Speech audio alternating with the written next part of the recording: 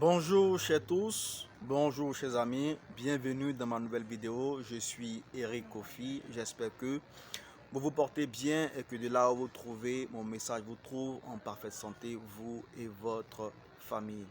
Alors je fais cette vidéo pour amplifier ma première vidéo que j'ai faite en ce qui concerne les faux prophètes, les prophètes des temps modernes. Et je tiens à préciser, à rappeler que selon le christianisme biblique, selon les 5 solas, selon la sainte doctrine, il n'existe plus de prophètes et d'apôtres. Alors, tous ces prophètes, tous ces apôtres, tels que Marcelo Tonazi, Ivan Castano, Ferdinand Eka, Dadi Shekina, Eli Pada, Benny Hinn, Kenneth Hagin et tout, et j'en passe, la liste est encore pleine.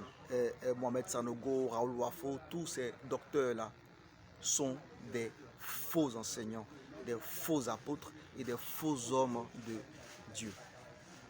Alors, aujourd'hui, comme je l'ai dit tantôt, cette vidéo est pour amplifier ma première vidéo que j'ai faite.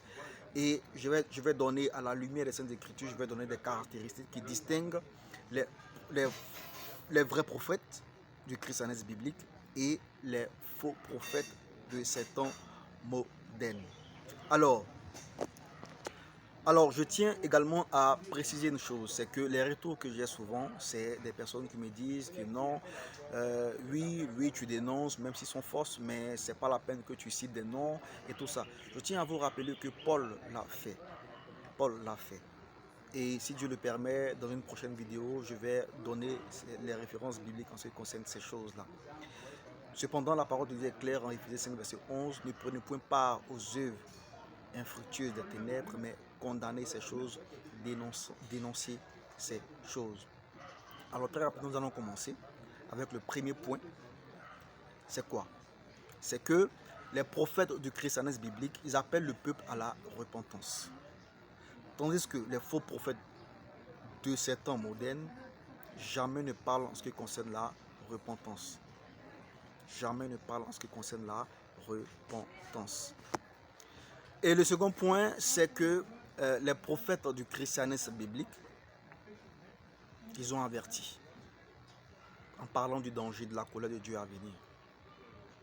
Tandis que les faux prophètes tels que Ferdinand Eka, Dadi Shekina, Benny Hinn, Joker Rocher et ses acolytes, tous ces prophètes en ont point fini dans toute la zone francophone. Il ne faut que caresser l'ego du peuple. Le troisième point, c'est que les prophètes du christianisme biblique, ils ont averti du danger de l'idolâtrie. Tandis que les faux prophètes tels que le Dadi Shekina, Joel Tatou,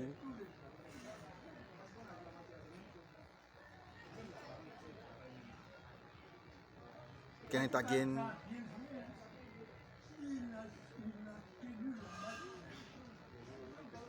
Mohamed Sanogo, ils prédisent seulement des choses positives à venir. Promotion, mariage, succès, prospérité, enfantement, et j'en passe. Le quatrième point, c'est que les prophètes du christianisme biblique, ils soulignent l'obéissance à Dieu. Tandis que les faux prophètes de temps moderne, ils soulignent la poursuite du bonheur terrestre, la poursuite du bonheur mondain. Le cinquième point, c'est que les prophètes du christianisme biblique sont humbles et rejetés par beaucoup de peuples. Tandis que les faux prophètes tels que Joker Rocher, Ferdinand Eka, Dadi Shekina, tous ces prophètes, Benny Hinn,